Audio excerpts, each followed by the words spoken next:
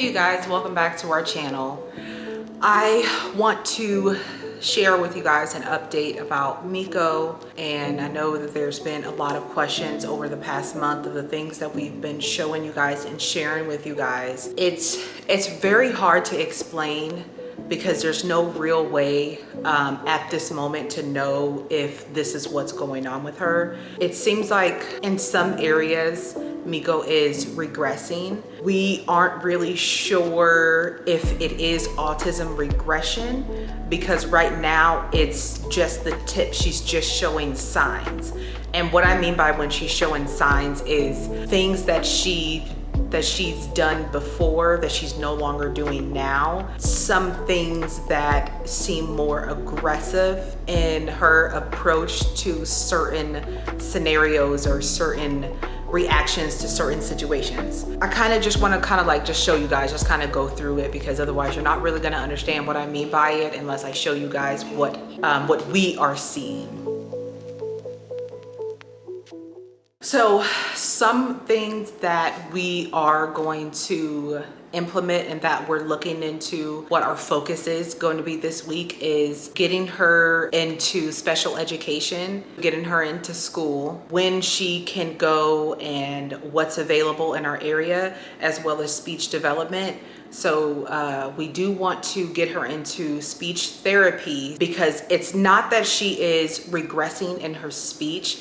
I think that it's just more about that she's reacting to certain things differently, right? Like Mikko is a very gentle person, but it's starting to show she's starting to show a little bit more aggression and how she is asking for things or communicating with us. That's our goal. That's our focus for this week.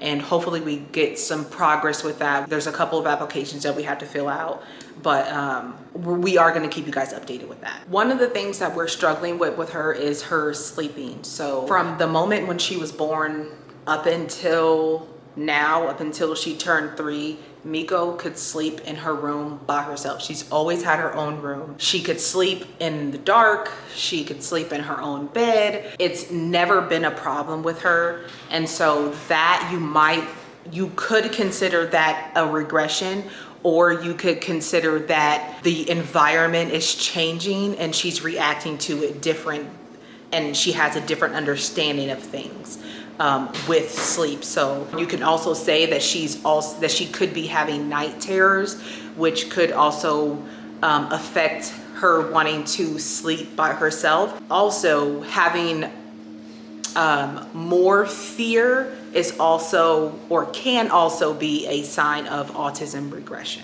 Another thing that we are seeing is her lack of social skills. Now that may not necessarily be autism regression. That could be because she's not around children. She's not in a structured environment that would require her to socialize in a way that could help her improve. She's around us, but that is the reason why we do want to get her into special education and to see how she adapts, because a part of autism regression is that it's a time-based thing.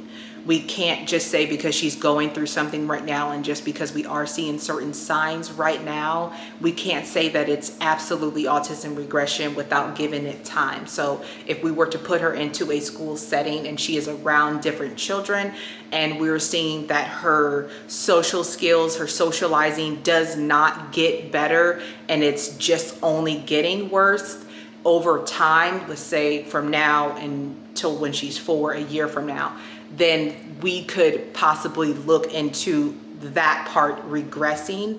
But it could just be because she's not around many children. She doesn't have like a set structure, like I said, that is going to require her to use socializing skills. We also have to keep in mind that some of these signs can also relate to other things.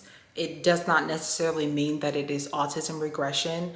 One sign of autism regression could also be like hyperactive behaviors. So for example, when it's time for her to go to sleep, she gets very silly, very active. She wants to play. She knows it's bedtime, but she's very silly. And so that could be just because of the lack of, melatonin in her body, which is also very common among the autism world. It could be that she's not getting the nutrients that she needs, and that could be just because of her food aversion. So a lot of these things you do want to have an open mind about and not just narrow it down too soon, because you could be focusing on the wrong thing when it could be something else. And it isn't just affecting her. It is affecting her more because she's the one who is actually going through it. But as her caregiver, as her parents, we do get frustrated because this is something new to us as well. And as anybody else, you're going to get frustrated when you can't help somebody, when you know that there is a problem and you know that you can't fix it. But that is also why we are looking into getting professional help at this time. Prior to this, it was something that we were able to handle, and not to say that everything is going to be professional help, because we still have a job to do. It's still our duty to be able to help her at home. So with the new things that we're going to implement, that is not only professional help with special education and speech therapy, we are going to be looking into dietary solutions.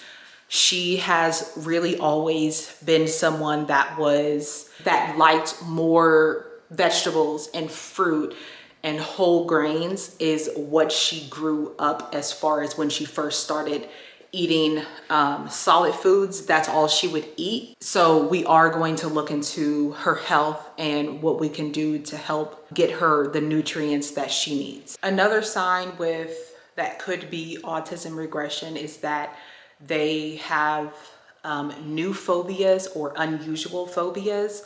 Also, either they're more fearless or more fearful. And with Mikko, we've never had a problem with her in water. So getting into the bathtub, playing with water, she's always loved that. We have had a very hard time with getting her into the tub, and I can kind of relate to that. I was the same way as when I was her age.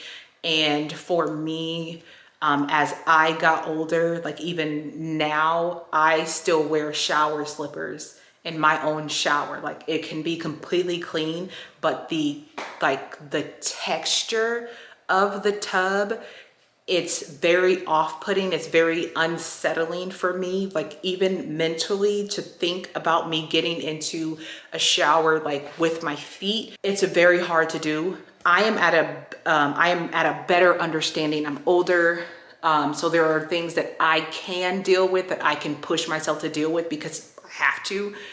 At her age, she doesn't have that understanding to know that, hey, you need to get in the tub because you need to get clean, And we all know that kids are messy. They're dirty. They're going to get into things that requires them to take a bath every day or every other day, right? So it could be a textile issue like what I have. So that is an unusual phobia for her. Fear, she's more fearful of things like the sleeping and being around the windows. She's also afraid to go out the front door or go out our side door. Even if we're with her, she's very afraid to do that. And so that is another thing, that it could just be that she had a night terror that is reminding her of things. Also, because of the noise that's outside, her noise sensitivity has heightened. So it may not be a regression. It could just be those things. But again, you still just want to look out for these signs, because if you tackle them early on, it is something that we can push through and that she can get over quicker. Or if it is a regression, then we know that it's probably going to get worse. And that is when usually you want to put in or get professional help. So like I said, we'll keep you guys updated. We'll let you guys know what's going on. We'll keep showing you guys these things because I know that a lot of you guys are going through the same thing or similar things. And I know you guys are looking for answers the same way that we're looking for answers. It's frustrating for us, so I know it's frustrating for you. And we'll just keep you guys updated and let you guys know what is working for us and what isn't working for us. But then also keep in mind that you still have to understand that autism is a spectrum. So even if it didn't work for us, you can still try it because it may work for your toddler. But yeah, so we'll just keep you guys updated on everything. I hope this video was very helpful for you guys. I hope you guys learned something. And if there is something that you guys could teach us or some things that you guys have done that we can implement, put them in the comments below. You guys can email us as well. And you guys can also reach us on all of our other social pages to get in contact with us, which you will see in the description box below. But thank you guys for watching our video, and until next time.